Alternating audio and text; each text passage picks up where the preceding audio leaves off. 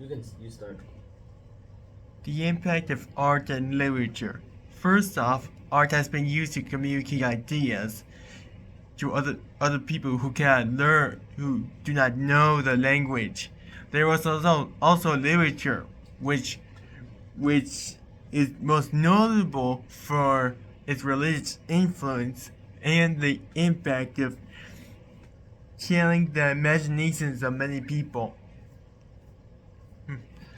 However, many have criticized English class for not being that practical enough because while there is literature being frequently taught, there also needs to be other skills like communication, advanced vocabulary, the the types of context, gerundive, vocative, etc., and negotiation skills. Number 62. Cultural festivals and traditions. I think one festival that I know is Halloween, which is very popular which is very popular in this country. Although some think it should be reserved for only children when it comes to getting candy. I'd also like to point out the Islamic tradition of Ramadan, where Muslims fast until the morning. I know what I mean, the evening. Then they proceed to eat during the evening. They believe that fasting is a way of discipline. The evolution of languages. I could go quite long on this topic. First off, you know the word dake? That is the Indo-European root for speaking and showing. For example, dictate. That is a Latin word. Teacher. That is an English word that's related to the word for saying or showing. I also know a word known as wade, which is the word meaning to see or to know. For example, the word idea and video are related. Those are two very common words in the English language. You also have Veda or Vaida, a Sanskrit word meaning knowledge. You also have history, which is also related to video and idea. The English word wit, as in witty dialogue. You also have wise, that indicates the wiseness of the person. I would also like to point out the Semitic word il, meaning God in Semitic languages. For example, Allah, il, el Allah, and so on. Those are words from the Semitic languages of the Afro-Asiatic branch.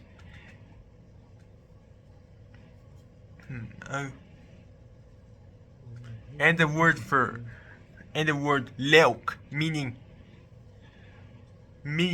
to shine in Indo-European. It exists as light in English, lux in Latin, luna as well.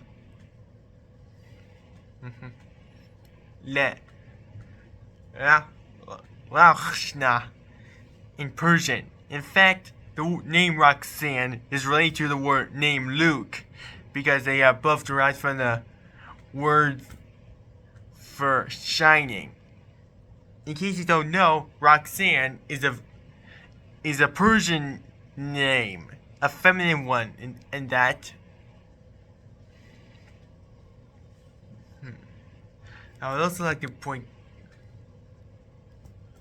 I also like to point out the number 5, penguin, 5, penta, quinque, pancha. Those are all cognates of the Indo-European word.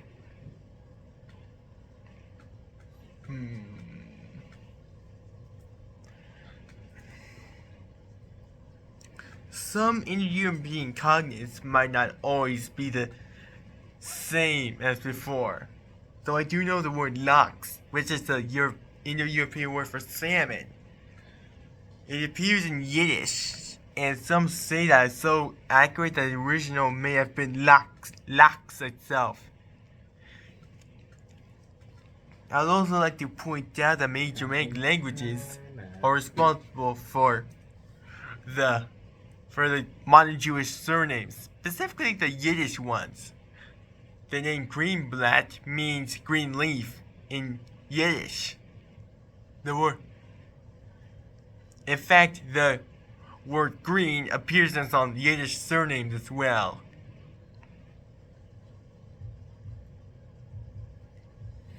Know the word ew. And there are also false cognates within the Germanic languages. For example, gift means gift in English, but gift means poison in German. If you want to say gift in German, you have to say geschenkt. Geschenkt. Otherwise, you'll get a huge miscommunication.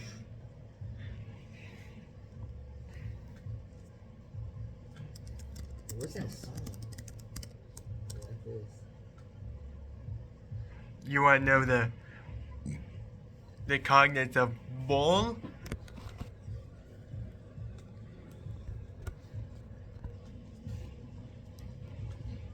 It's from pel, the Indo-European verb. It means to blow, to inflate, to swell. And down the thing. The word to do is also related to the word facere, the Latin word meaning to do. And that is known for changing the t sound to the f sound, which is rather rare in the Indo-European languages. Though you might find some in Persian, like the word name Feridun, it means the third powers, the 3 powers in Persian.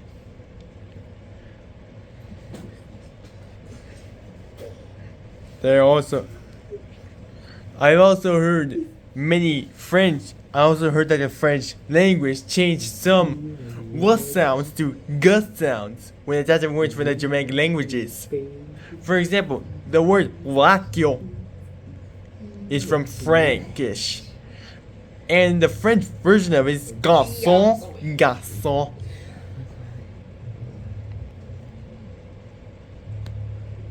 The word engage, that is related to the word wed. The gauge part is related to the word wed, from wadium.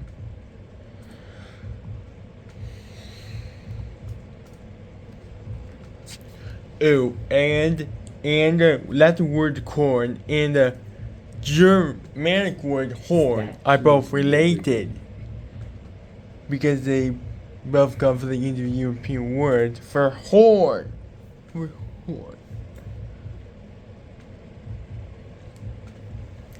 The word wolf, vilkas in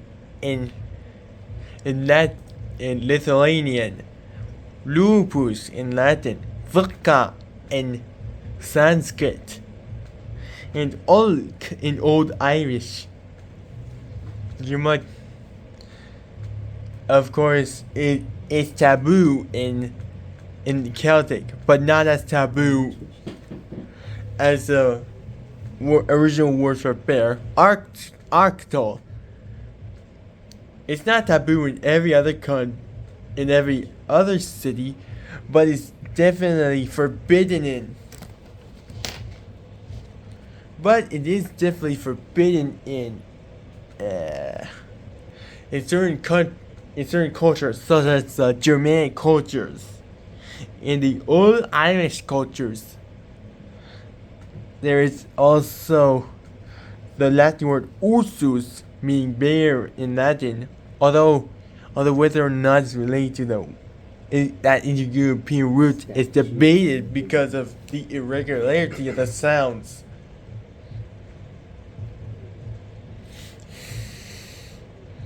The word generation, it is related to the word for kind, and Janapati, meaning the foothold of the clan. The Indo-European languages have spread enough that more than half of the population speaks them as their native language. Although that's not to say that the other languages don't have the unique features.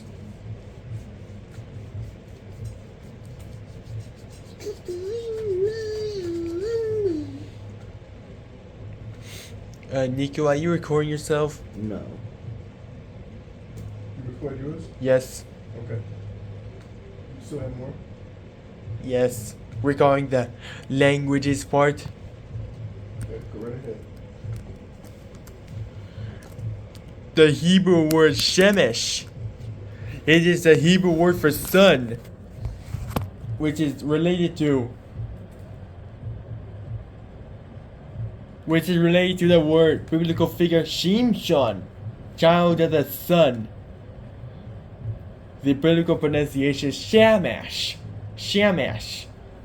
Tabi in Hebrew pronounced as Shemesh, but mine is in Hebrew pronounced as Shemesh.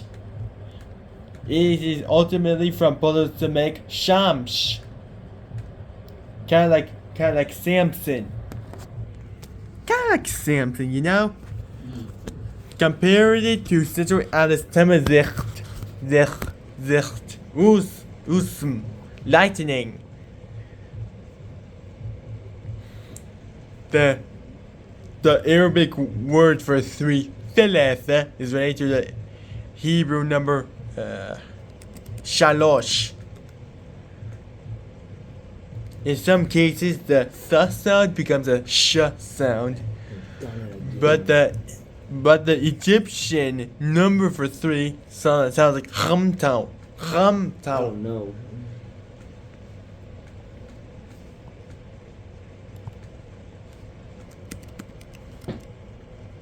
The word Hebrew itself is from Middle English Hebreo, from Old French Hebreo, from Latin Hebraeus or Hebraicus, from Ancient Greek Hebraeus, from Aramaic Hebrai, from Hebrew Libri. Do keep in mind that Semitic languages have certain sounds that are unique to them and not found in any other European language. For example, the l sound. It is rather unique, and many people have yet to speak. And many people who do not know the Semitic languages have yet to pronounce such sounds. The modern Israeli language changed the pronunciation to make it easier for the other Jewish communities to speak it. Although Yemenite Hebrew is the most conservative of the varieties because it preserves the differences in pronunciation.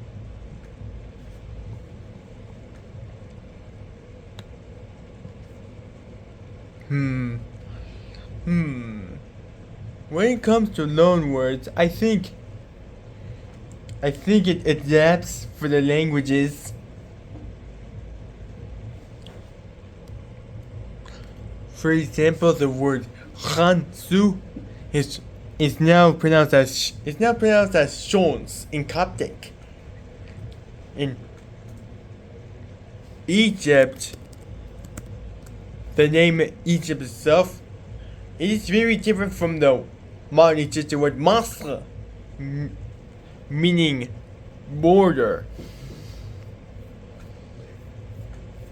From okay, let me tell you the etymology of Egypt. From Middle English Egypt, from Middle French Egypt, from Latin Aegyptus, from ancient Greek Aegyptos, from Egyptian the Temple of Ptah in Memphis. Literally, the Temple of the Ka of Ptah. The Egyptian word Ka is often deemed untranslatable, and there are no direct translation, and there is no officially. It's a spiritual part of the soul in Egyptian mythology, which survived after death.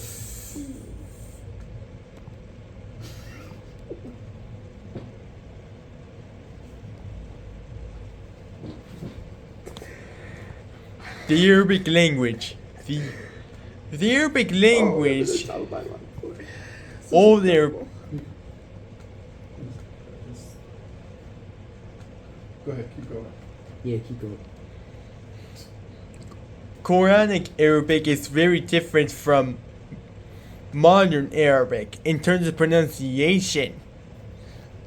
Well, Quranic Arabic is not the oldest variety of Arabic. It is known for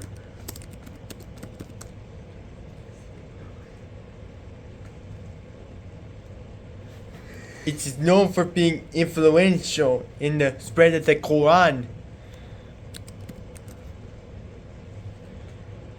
And it is known to Islamists as Al-Arabiyya Al-Fusqa, literally the most eloquent classic Arabic.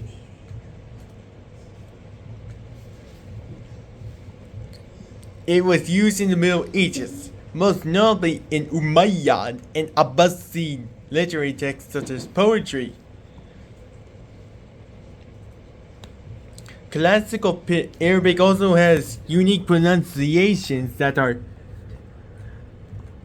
have not been known in modern Arabic. The ta sound, the aspirated t sound, like ta. It's similar to how it's like how you it's not that different. It's not different from the Hindi ta sound. It's not that different from the Hindu ta sound or the Sanskrit ta sound. Of course, there is also that the sound. While the just sound was originally a g sound, there's also ka and la. There was also a la sound, which is known as a la sound in modern Arabic.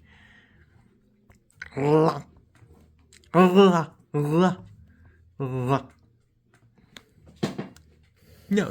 Sibawai just got the consonant as a voice, but some modern linguists kind of stopped on this testimony. Quranic Arabic also has the rare long e sound, like eh. But nowadays, modern Arabic has different dialects that have varying amounts of vowels. Go ahead. Sorry. Relax. Relax. You know what it means if you say something's the best year of your life, right? I do, but just relax. Though. That's what I scream about every day, man. Yeah, go ahead.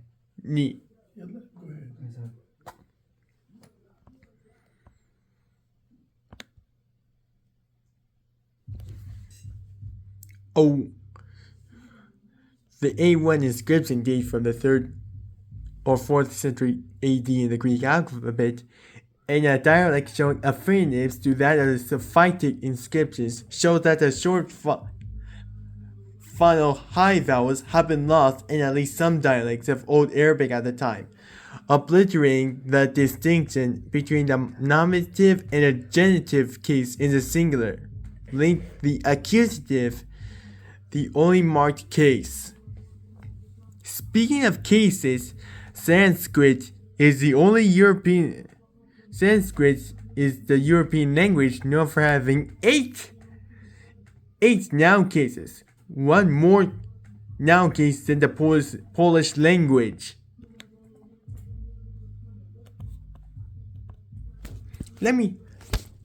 I would look up Sanskrit. I'll look up Sanskrit noun cases to prove it to you. It's an ancient Indo-Iranian language. The more fun. Other known as Samskritam.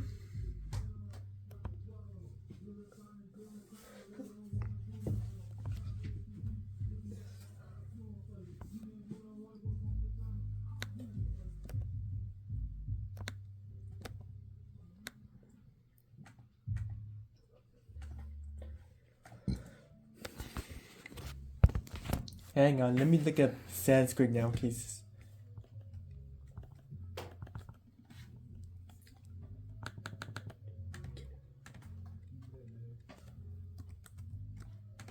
Sanskrit noun cases. Sanskrit has a total of 8 noun cases. They are nominative, vocative, accusative, instrumental, dative, ablative, genitive, and locative.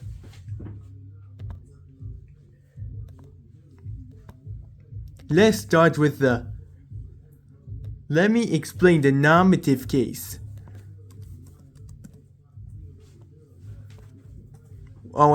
Nominative case.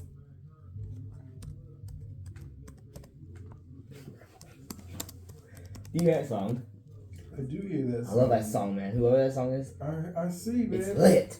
But he's trying to do his podcast, and you keep. I'm coming off the best year of my life, as you realize. I understand, but you have to respect him too, because You're you doing want him great. to be quiet too when you It's do okay. yours. Okay. Okay. So just respect what Sorry, he's sorry. doing. Okay, let me ask to be hyper. If you need to be in another room over there, I'm gonna try to do calm. that.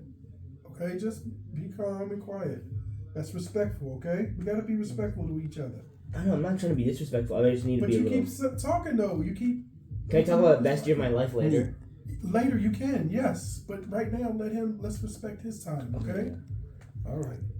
In grammar, the nominative case, subjective case, street case, or upright case is one of the grammatical cases of a noun or other part of the speech, which generally marks the subject of a verb or predicative, nominative, or adjective as opposed to its object or other verb arguments. Generally, the noun that is doing something is the nominative, and the nominative is often the form listed in dictionaries.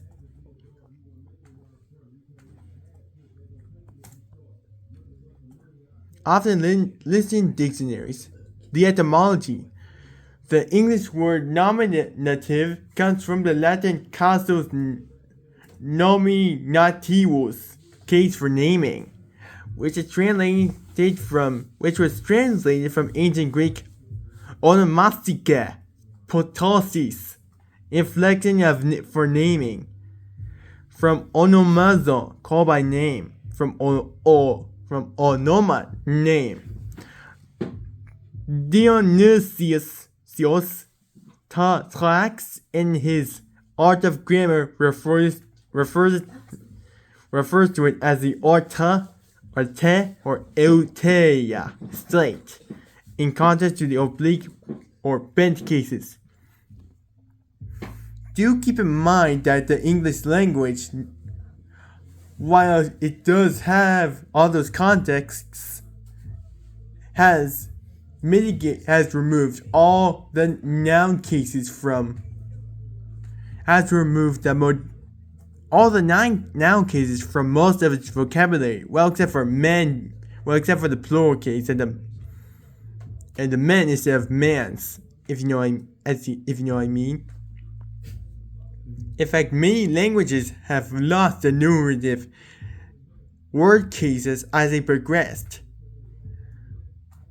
with many modern Romance languages losing the 6 case, losing the hang on, how many word cases did Latin have?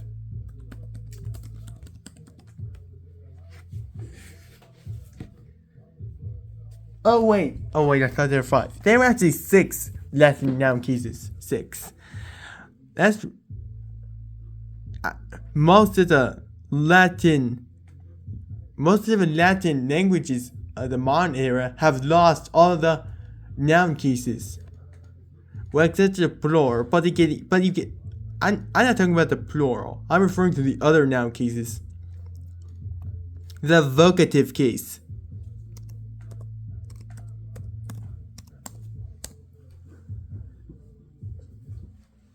In grammar, a vocative case is a grammatical case which is used for a noun that identifies a person being addressed or occasionally for the noun modifiers of that noun. A vocative expression is an expression of direct address by which the identity of the party spoken is is set forth expressly within a sentence. For example, in a sentence, I don't know John. John is a vocative expression that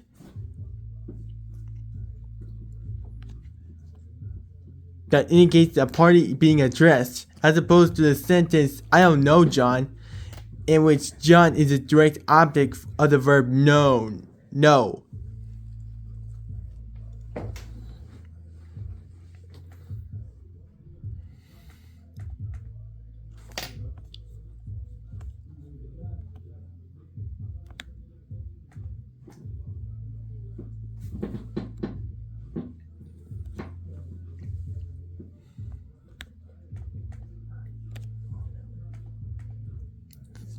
In a nutshell, vocative is when you address someone directly and is used to identify a person or something.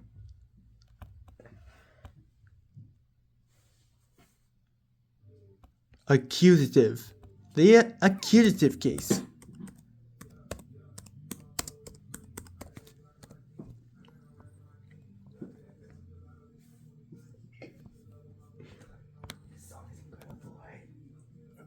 I'm silenced. Are you almost finished? You still have more? A little more. After that, it's Nico's turn. Okay. All right. We go. Let him finish. I'm mouthing to the summer. My last thing is gonna be the accusative case. Is the what? The accusative case. Okay. It's a noun case. Okay. In grammar, the accusative case, abbreviated AC, of a noun is a grammar case used to receive a direct object of a transitive verb. In the English language, the only words that occur in the accusative case are pronouns: me, him, her, us, whom, and them. For example, the pronoun she as the subject of a clause is in the nominative case. She wrote a book. But if the pronoun is instead the object of the verb, it is in the accusative case and she becomes her. Fred greeted her. For compound direct objects, it would be, e.g., Fred invited her and me to the party. The accusative case is used in many languages for the objects of some or all prepositions. It's usually combined with the nominative case, for example, Latin. The English term accusative derives from the Latin accusativus, which in turn is a translation of the ancient Greek aitiatike.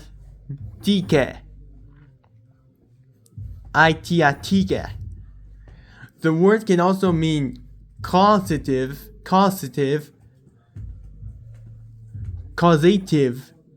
and that might have derived from the Greeks, but it is sent to the Russian translation, hasn't endured, and is used in some modern languages as a grammatical term for this case. For example, Russian. Wait, I'm sorry, I mean Roman translation, not Russian translation. The accusative is typical of the early Indo-European languages. It still exists in some of them. It also exists in the Phil-Ugric languages, in all Turkic languages, in the Dravidian languages, like Malayalam and Tamil, and in Semitic languages such as Arabic. Okay, I'm done. All right. Go ahead, Nico.